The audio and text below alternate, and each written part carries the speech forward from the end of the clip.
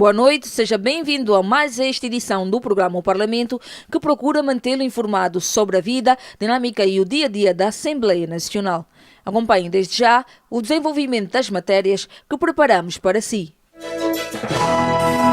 O embaixador plenipotenciário da República do Japão, acreditado em Angola, Hironori Sawada, procedeu na passada sexta-feira à entrega de material bibliográfico ao presidente da Assembleia Nacional, Fernando da Piedade Dias dos Santos, doados pelos deputados do seu país, no âmbito dos laços de amizade e de cooperação parlamentar entre os dois países. Mais detalhes já a seguir.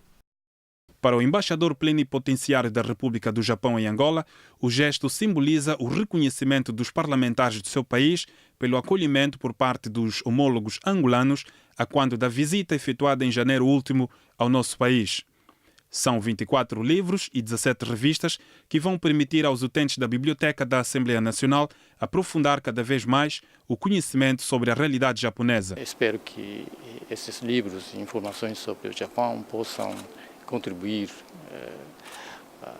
para promover o intercâmbio parlamentar e cultural entre o Japão e Angola. Deputados da Câmara Alta do Senado da República do Japão disponibilizam material bibliográfico diverso para os homólogos angolanos, visando aprofundar os laços de amizade e de cooperação interparlamentar entre os dois países. Assinalou-se a 25 de maio o Dia de África, que este ano decorreu sob o lema Aproveitamento do Dividendo Demográfico através de investimentos na juventude. Em alusão à data, preparamos uma entrevista com o deputado Fernando França Van Dunen a propósito da diplomacia parlamentar angolana no contexto africano. A jornalista Stella Diogo conduziu a entrevista.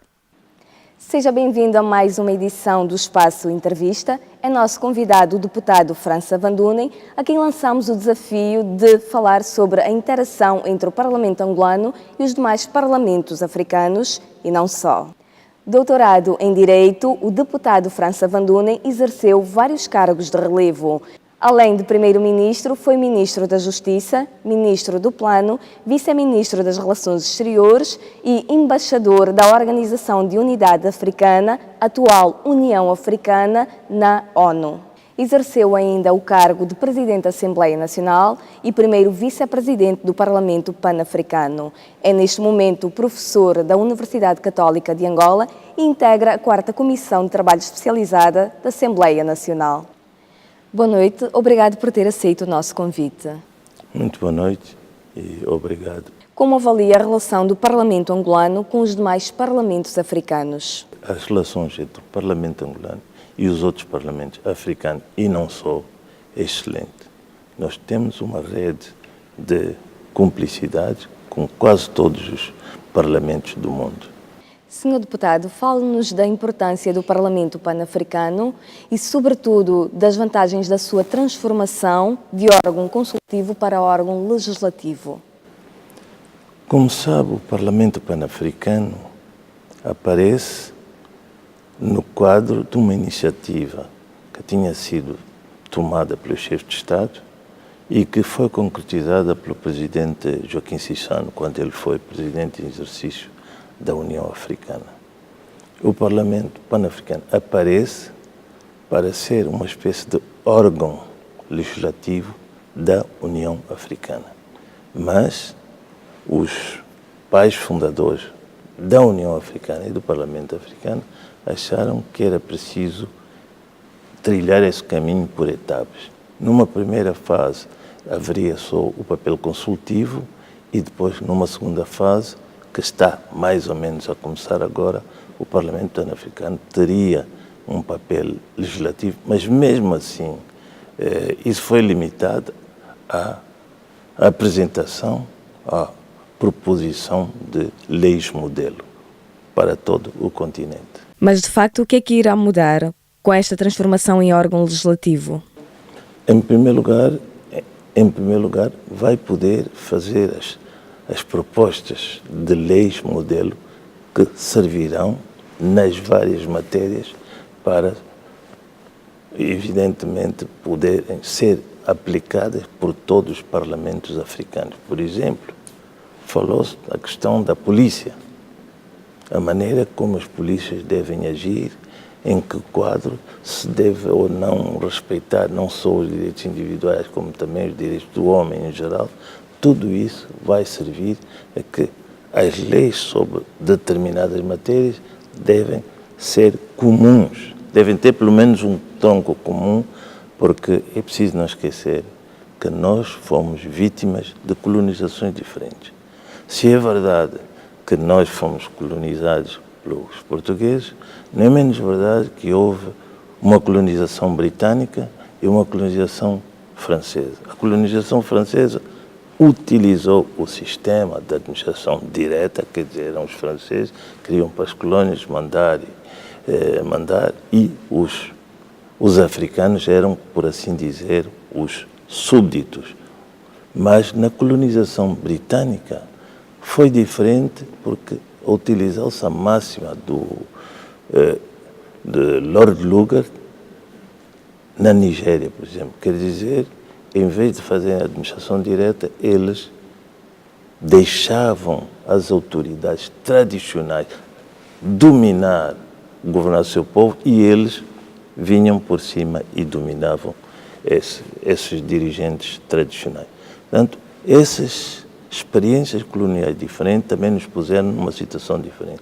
E nós estamos a viver os resultados dessa disparidade de tratamento agora no Parlamento Pan-Africano.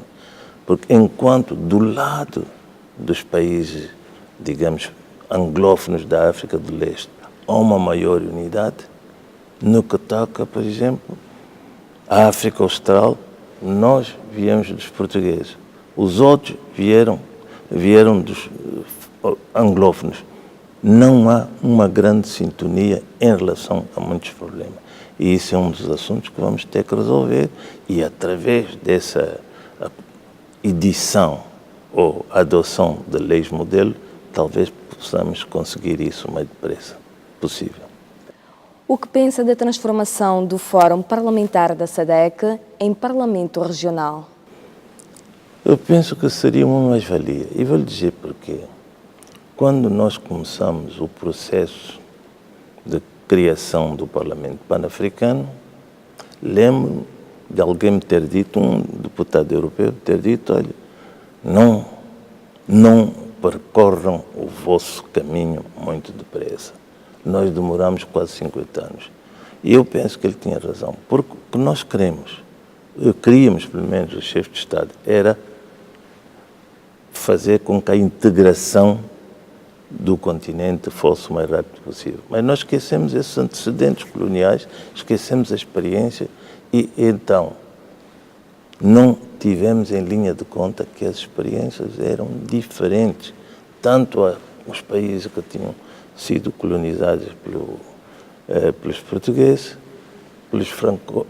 pela França ou pela Inglaterra, havia experiências diferentes. E é normal que, depois da independência, esses países quisessem trilhar o seu próprio caminho. É evidente que é diferente aquilo que eu penso do que foi a colonização portuguesa, daquilo que os nigerianos, ganeses, etc., pensam da colonização britânica, mas, do meu ponto de vista, penso que o sistema de administração indireta de Lord Lugard foi o que mais proveitos trouxe. A África do Leste está muito mais soldada do que a África Austral, por exemplo, onde há quem fala português, como Angola e Moçambique, há os que falam inglês, mas a compreensão dos fenómenos não é a mesma.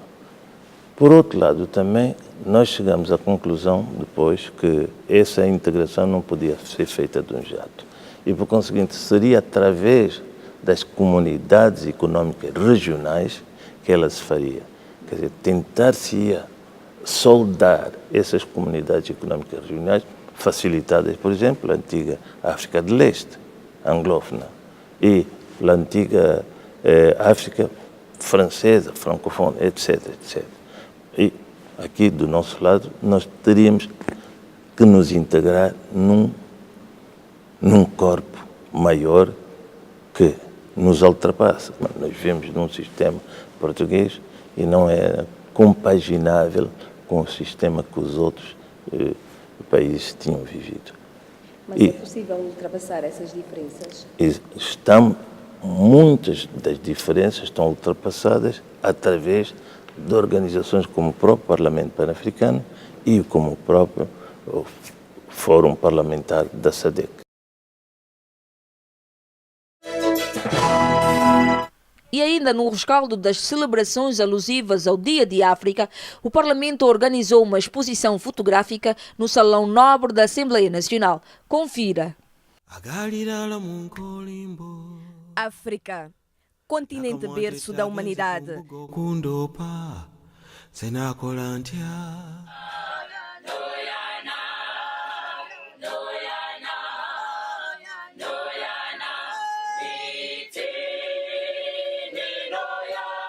Marcada por conflitos e flagelos. A 25 de maio, 54 anos passaram desde a institucionalização do Dia de África, pela Organização de Unidade Africana em 1963.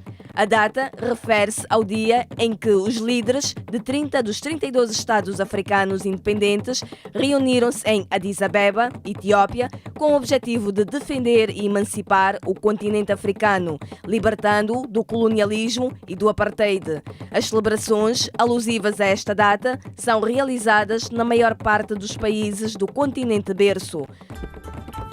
No Parlamento não foi diferente. Cerca de 80 fotografias sobre a atividade diplomática parlamentar no contexto africano foram expostas no Salão Nobre da Assembleia Nacional.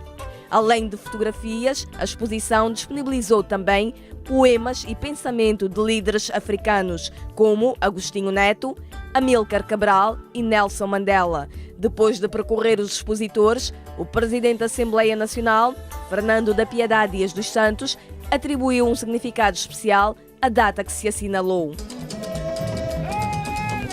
Esta exposição, de facto, demonstra a nossa atividade diplomática parlamentar no contexto africano. Aqui podemos ter uma noção dos passos que demos, que são significativos, mas é necessário nós reforçarmos ainda mais a nossa diplomacia, a nossa inserção e o nosso contributo para a paz na África e o desenvolvimento económico e social das nossas regiões. Os deputados afetos à segunda Comissão de Trabalho Especializada da Assembleia Nacional efetuaram no passado dia 26 de maio uma visita de constatação ao Comando de Proteção de Individualidades Protocolares com o objetivo de avaliarem o estado de organização e funcionamento daquela instituição da Polícia Nacional. Acompanhe o resumo da visita.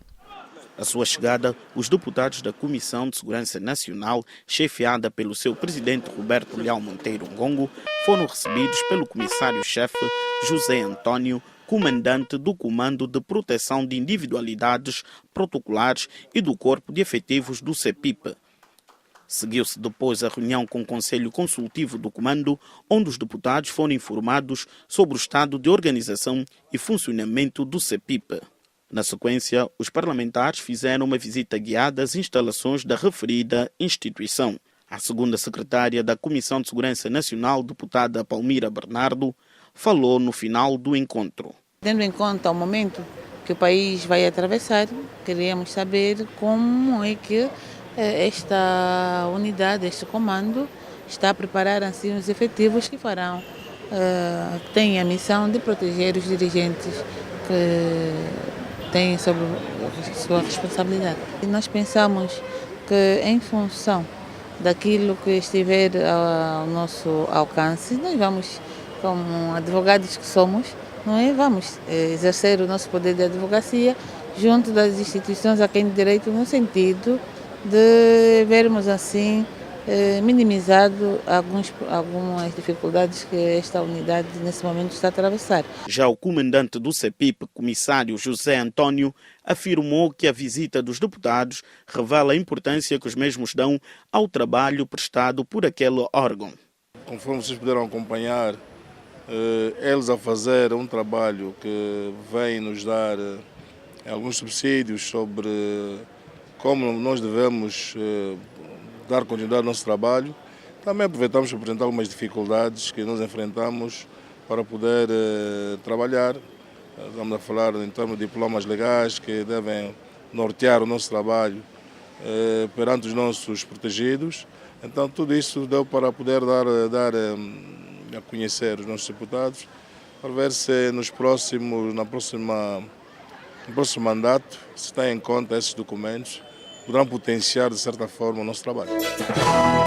Nesta edição, convidamos-lo a conhecer o que são os gabinetes locais de apoio aos círculos eleitorais provinciais de deputados e o trabalho desenvolvido por estes. Nos termos da Lei nº 4/10 de 31 de março, Lei Orgânica da Assembleia Nacional, os gabinetes locais de apoio aos círculos eleitorais provinciais de deputados são serviços da Secretaria-Geral do Parlamento que têm como principal missão garantir as condições técnicas e administrativas para o trabalho dos deputados nas respectivas regiões. Com exceção de Luanda, onde está a sede do Parlamento, os gabinetes locais de deputados podem ser encontrados nas 17 sedes capitais de províncias e estão abertos também para facilitar a interação entre os deputados e os cidadãos. Daniel Malunguila é o secretário do Gabinete Local da província de Malange e fala das atividades de apoio que o gabinete presta aos deputados dessa circunscrição. Nosso trabalho se resume na interação que fazemos com as instituições visadas pelos deputados e também fizemos a interação com o eleitorado, que às quartas-feiras, neste caso, são os dias que os senhores deputados recebem os cidadãos em audiência. Pelo menos quantos cidadãos são atendidos por semana? Por semana, como o dia que atendem é às quartas-feiras, recebemos aí uma média de 5, 6 cidadãos. E as questões que mais aparecem são aquelas relacionadas à problemática de terrenos e outras que têm a ver com a questão de violação de direitos. Os deputados têm tratado algumas matérias, aquelas que têm a ver com a sua comissão de especialidade e aquelas que ultrapassam as suas especialidades são remetidas à sede da Assembleia Nacional que encaminham as comissões respectivas. Na verdade, como deve compreender, é que o trabalho do Parlamento não é um trabalho imediato, pois que o Parlamento não toma decisões por si só. Muitas das vezes precisa interagir com as instituições visadas pelos cidadãos. Nesse sentido, podemos dizer que a satisfação, diríamos que tem sido razoável, tendo em conta que, não obstante a morosidade, que muitos cidadãos são respondidos. Além de apresentarem as queixas e reclamações, o que é que os cidadãos procuram também no gabinete local? De um tempo a esta parte, como na província tem agora algumas instituições do ensino superior, têm aparecido alguns cidadãos que solicitam legislação. Quais são os grandes desafios que se colocam no gabinete? Queremos organizar workshops no sentido de levar ao conhecimento dos cidadãos a organização e o funcionamento do Parlamento, pois que, parecendo que não, mas até o momento sentimos esse déficit nas nossas populações. Pouca gente conhece o papel da administração parlamentar. E nós temos de estar na linha de frente no sentido de dizer que o Parlamento existe enquanto, digamos assim, areópago de política, mas existe também enquanto administração parlamentar. Se esta legislatura foi bastante exigente, queremos crer que a próxima será mais exigente ainda. Daí que todo o esforço nosso deve se verter no sentido de realizarmos um melhor trabalho para que no final da legislatura possamos fazer um balanço positivo, no sentido de agradarmos os deputados a quem servimos diretamente e os eleitores. De referir que ao longo da presente legislatura foram construídas novas infraestruturas para os gabinetes locais de apoio aos círculos eleitorais provinciais de deputados, como são os casos das províncias de Benguela, Huambo, Mochico, Kwanza Norte, Uís e Zaire. E é já amanhã, dia 1 de junho, que se comemora o Dia Internacional da Criança, reconhecido em vários países.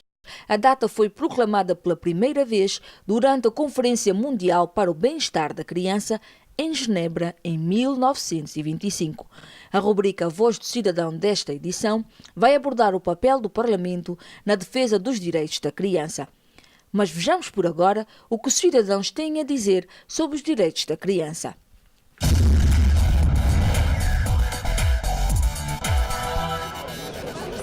Descontraídas, sorridentes e um futuro brilhante pela frente, é isso que desejamos quando olhamos para uma criança.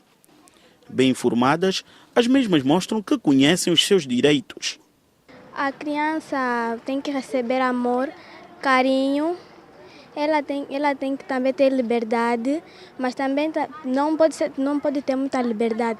Ela merece estudar e aprender.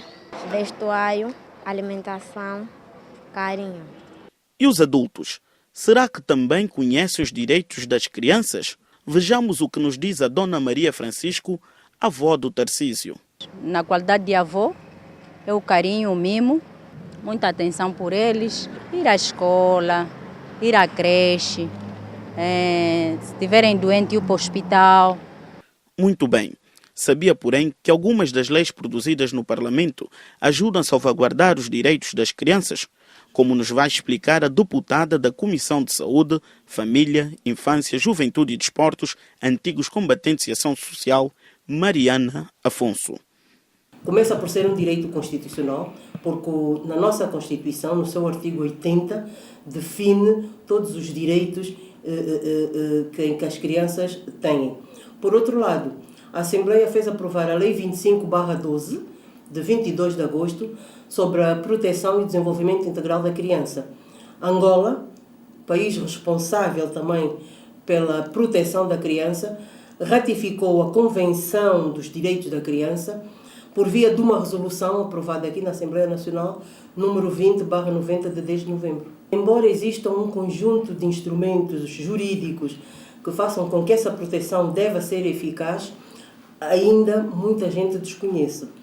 Eu penso que deve haver, do meu ponto de vista, que deve haver uma ampla difusão e persistente sobre esses instrumentos legais.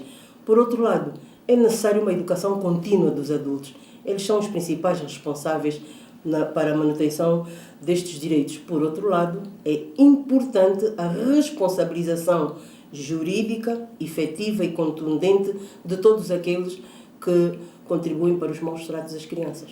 Veja que em 14 anos, Angola conseguiu multiplicar 3,6 vezes o número de participantes no ensino antes da universidade. Angola conseguiu sair de 2,5 milhões de estudantes em 2002 para 9 milhões em 2016. Portanto, muito foi feito. Há muito por fazer, vamos continuar a fazer, deve-se continuar a fazer, trabalhar e melhorar. Nós sentimos-nos no direito de também participar junto dos esforços do governo, chamar a atenção para a violência que a criança está a sofrer. Claro que a Assembleia não é o primeiro órgão onde o cidadão recorre para fazer a sua queixa neste sentido. Recebemos alguns casos e estes casos, quando nos chegam às mãos, nós encaminhamos para as estruturas competentes do Estado para dar solução a estes problemas. O INAC, portanto, é daquelas associações parceiras da 7ª Comissão, porque nós tratamos do assunto da criança. E sempre que for necessário, nós estamos em contacto permanente e daquilo que é possível a Assembleia fazer no sentido de fazer advocacia junto de estruturas próprias para a resolução desse problema, nós estamos aí e trabalhamos juntos. Para todas as crianças do mundo, para toda esta sociedade inocente do mundo, eu desejo felicidades, mas todos os dias das suas vidas, felicidades. Nesse dia em particular, por ser considerado o Dia Internacional da Criança. Mas a mensagem vai para os adultos, não para estas crianças. Elas só merecem ser felizes, elas só precisam de ser felizes. A mensagem vai para os adultos, onde eu faço o apelo para que se preocupem mais com a criança, que sejam uns verdadeiros promotores, que sejam os primeiros na defesa dos direitos da criança.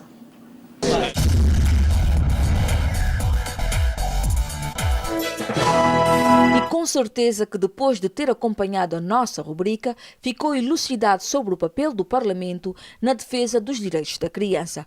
Por hoje é tudo. Voltamos daqui a 15 dias para lhe pôr ao corrente das atividades realizadas pela Assembleia Nacional. O programa O Parlamento é uma produção do Gabinete de Comunicação e Imagem da Assembleia Nacional, transmitido quinzenalmente às quartas-feiras na televisão pública de Angola. Parlamento.ao é a nossa página de internet, atualizada 24 sobre 24 horas para mantê-lo sempre informado. O Parlamento mais perto de cada angolano. Boa noite.